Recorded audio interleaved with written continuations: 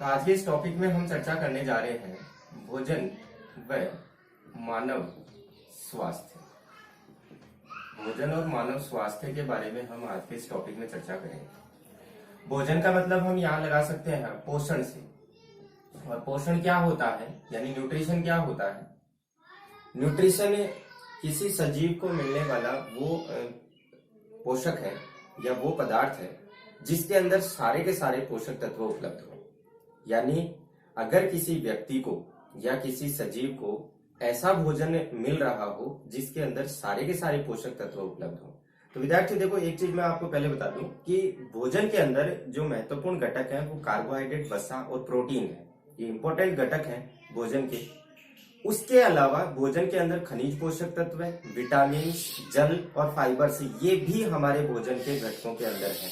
ये भी हमारे भोजन के अंदर होते हैं। हम भोजन के रूप में इनको भी ग्रहण करते हैं और इनका भी इफेक्ट हमारे शरीर के ऊपर पड़ता है। तो वो इफेक्ट किस प्रकार पड़ता है, क्या हमारे शरीर के अंदर चेंजेस आते हैं, क्या परिवर्तन आते हैं, उनकी हम चर्चा करते हैं। पोषण की अगर मैं बात करूं तो ये दो तरीके का हो सकता है।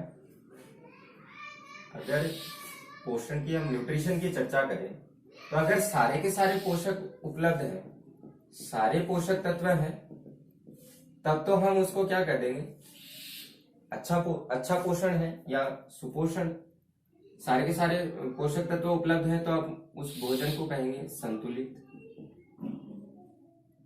और अगर हमारे भोजन के अंदर उन पोषक के तत्वों में से या उन पोषकों में से किसी भी एक या एक से अधिक पोषकों की कमी हो जाए लंबे समय तक या थोड़े समय तक, तो हमारा शरीर इफेक्ट हो जाता है। तो हम उस पोषण को क्या कह देंगे, अगर एक या एक से अधिक पोषक की कमी रहेगी, पोषक की कमी रहे, तो हम उस पोषण को क्या कह देते हैं, उस पोषण को हम कह देते हैं कुपोषण। क्या कह देते हैं, कुपोषण कह देते हैं। कु का मतलब बुरा होता है, पोषण का मतलब न्यूट्रिशन होता है। बुरा न्यूट्रिशन यानी कि ऐसा भोजन जिसमें सारे के सारे पोषक तत्व उपलब्ध नहीं है जो हमारे लिए या हमारे शरीर के लिए क्या है, आवश्यक है। तो कुपोषण, इसी कुपोषण के कारण हमारे शरीर में विभिन्न प्रकार के जो रोग हैं या बीमारियां हैं वो उत्पन्न हो जाती हैं। तो हम इस कुपोषण के कारण होने वाले जो रोग हैं उनके बारे में इस वीडियो में चर्चा करने जा रहे हैं। पोषण की पहले आपको बात बताई तो ये दो प्रकार के हो सकते हैं, यानी भोजन अपना दो प्रकार का हो सकता है। या तो वो संतुलित हो सकता है या फिर वो असंतुलित हो सकता है। अब नाम से हमें पता है कि संतुलित भोजन तो वो होगा जिसके अंदर सारे पोषक तत्व निश्चित मात्रा में उपलब्ध है। वो तो क्या कहलाएगा, अपना संतुलित पोषक कहलाएगा या संतुलित पोषण कहलाएगा। और असंतुलित भोजन की अगर अपन बात करें तो एक या एक से अधिक पोषक की उसमें क्या रहेगी, कमी रहेगी, पोषक की कमी रहेगी। और वो कमी रहने के कारण वो भोजन क्या नहीं है, संतुलित नहीं है, बैलेंस नहीं है। या तो पोषक कोई साथ ज्यादा हो जाएगा, कोई पोषक तत्व क्या हो जाएगा, कम हो जाएगा। तो ये संतुलित असंतुलित भोजन हो गया। हम बात करेंगे कि ये जो कुपोषण होता है, इस कुपोषण का कारण क्या क्या हो सकता है या ये कुपोषण किन किन कारणों से हो सकता है। तो सबसे पहले हम बात करेंगे विटामिन कुपोषण की। किसकी, विटामिन कुपोषण की। दूसरी हम बात करेंगे प्रोटीन कुपोषण की। और तीसरी हम बात करेंगे खनिज कुपोषण की। खनिज कुपोषण की। यहाँ ये तीन प्रकार के कुपोषण के जो कारण हैं इनके हम एक एक चर्चा करेंगे। आज हम चर्चा करने जा रहे हैं इस विटामिन के कारण होने वाले कुपोषण की, कि कौन से विटामिन के कारण किस प्रकार का कुपोषण होता है, यानी कौन सा रोग होता है। तो हम समझते हैं सबसे पहले इस विटामिन के बारे में। भोजन का घटक है विटामिन भी। तो इस विटामिन के कारण कौन कौन से रोग होते हैं उनकी हम चर्चा करें। इससे पहले हम देखते हैं कि विटामिन है कौन कौन से। तो vitamin A, vitamin B, vitamin C, vitamin D और विटामिन ई और विटामिन के। ये 5 विटामिन हम पढ़ने जा रहे हैं। इन 5 विटामिन का हम एनालाइज करेंगे इस वीडियो के अंदर कि vitamin A, B, C, D, E और के, ये जो 5 विटामिन है, इनकी कमी से हमारे शरीर में किस प्रकार इफेक्ट होता है, कौन सा रोग होता है, कौन सी डिजीज होती है। सबसे पहले हम बात करते हैं विटामिन ए की। विटामिन ए की अगर अपन बात करें तो इसके कारण होने वाला जो रोग है वो है रतौंधी। रोग कौन सा है, रोग की हम बात करते हैं वो कौन सा है, रतौंधी है। विटामिन बी की बात करें तो इसके कारण होने वाला रोग कौन सा है, बेरी बेरी है। विटामिन सी के कारण अगर अपन बात करें तो विटामिन सी के कारण होने वाला रोग कौन सा है, स्कर्वी है। विटामिन डी के कारण होने वाला रोग कौन सा है, रिकेट्स है। और विटामिन ई के कारण नपुंसकता उत्पन्न हो जाती है। क्या उत्पन्न हो जाती है, नपुंसकता, यानी वो व्यक्ति फर्टिलाइजेशन की प्रोसेस जो है या रिप्रोडक्शन की जो क्रिया है वो नहीं कर पाता। और विटामिन के की अगर अपन बात करें तो इसके कारण क्या नहीं होता, ब्लड क्लोटिंग नहीं होती, या हम ये कह सकते हैं रक्त का थक्का नहीं बनता, रक्त का थक्का नहीं बनता। ये थे अपने 5 जो विटामिन है उनकी बात हमने की कि विटामिन ए की अगर कमी हो जाए शरीर के अंदर तो होगा क्या, एक रोग होगा जिसको हम किस नाम से जानेंगे, रतौंधी के नाम से। बी के कारण कौन सा होगा, बेरी बेरी। सी के कारण क्या होगा, स्कर्वी। डी के कारण कौन सा होगा, रिकेट्स। ई के कारण कौन सा होगा, नपुंसकता। और के कारण क्या होगा कि ब्लड का जो क्लोट है या ब्लड रक्त का जो थक्का है वो नहीं जम पाएगा।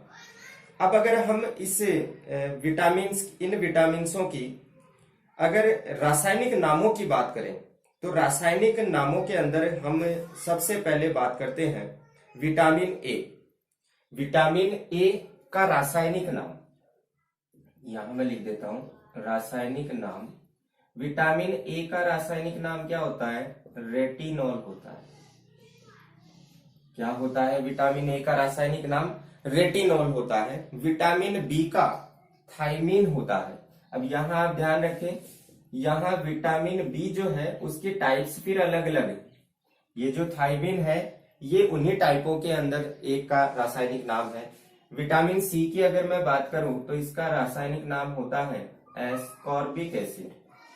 क्या होता है, एस्कॉर्बिक अम्ल या एस्कॉर्बिक एसिड।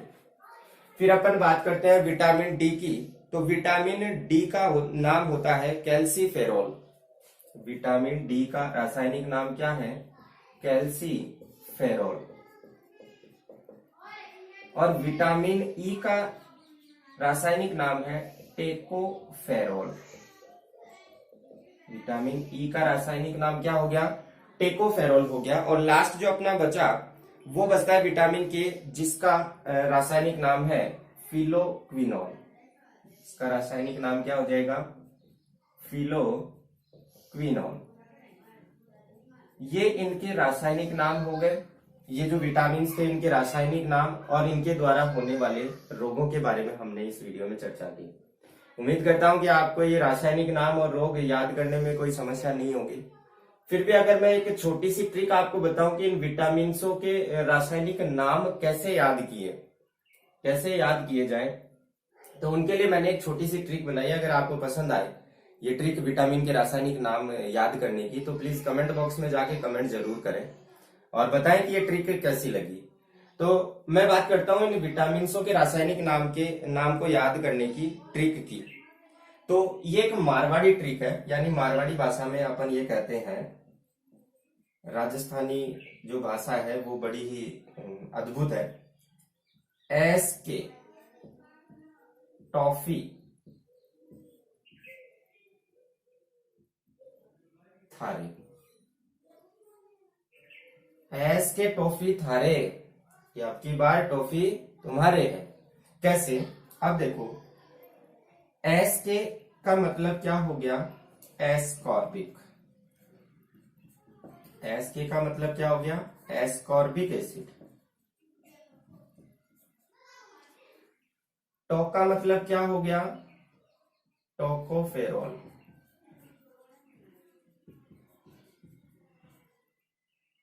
फी का मतलब क्या हो गया, फिलोक्विनोल। था का मतलब क्या हो गया, थायमीन। और रे का मतलब क्या हो गया, रेटिनॉल। ये अपनी छोटी सी एक ट्रिक थी। अगर पसंद आए तो लाइक, शेयर और कमेंट करके जरूर बताएं। एस के टॉफी थारे, यानी अब की बार की टॉफी तो आपको ही मिलनी है। भाई छोटे बच्चे को अपन लालच देते हैं कि बेटा अगर ये याद करेगा तो तेरे को टॉफी मिलेगी। तो दूसरा उसका जो फ्रेंड होता है वो कहता है कि भाई एस की टॉफी तो थारे ही है। तो एस के अंदर आ गया अपना एस्कॉर्बिक एसिड, और ये एस्कॉर्बिक एसिड कौन से विटामिन का नाम है? विटामिन सी का। फिर यहाँ टॉ के अंदर अगर अपन बात करें तो टोकोफेरोल है, और टोकोफेरोल किसका है? ये विटामिन ई का नाम हो गया। किसका नाम हो गया? विटामिन ई का। फिर अपन बात करें फी, तो फी के अंदर आ गया फिलोक्विनोन, और ये किसका नाम हो गया? विटामिन के का नाम हो गया। फिर था की बात करें थायमिन, तो ये विटामिन बी हो गया। और रे की बात करें रेटिनॉल, यानी कि ये विटामिन ए हो गया।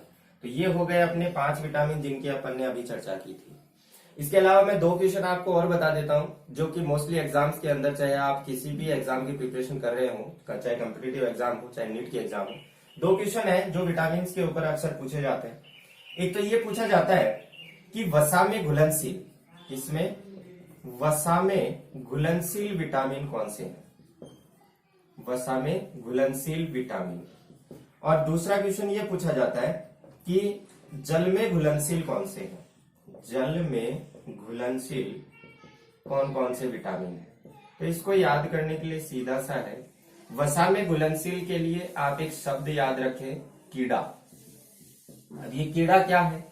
कीड़े के अंदर देखो के आ गया, ई आ गया, डी आ गया और ए आ गया।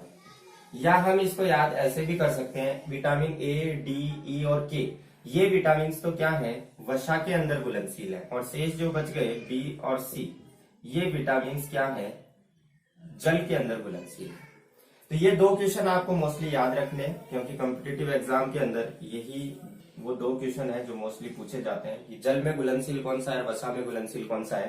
तो याद रखने के लिए कीड़ा याद रखें, क्योंकि एक कीड़ा 4 जो विटामिन है उनको धारण किए हुए है, और वो कीड़ा क्या है? वसा के अंदर घुलनशील है, इसलिए 4 विटामिन हो गए, ए, डी, ई, के, या कीड़ा के हिसाब से याद करें तो के, ई, डी, ए। इसके बाद जल में घुलनशील हो गए बी और सी। तो विद्यार्थियों ये थी मेरी ट्रिक से, और विटामिन के कारण होने वाले जो कुपोषण है उनकी बारे में मैंने आपको बताया। अगर आपको वीडियो अच्छी लगी हुई हो तो प्लीज लास्ट तक देखकर कमेंट बॉक्स में जाके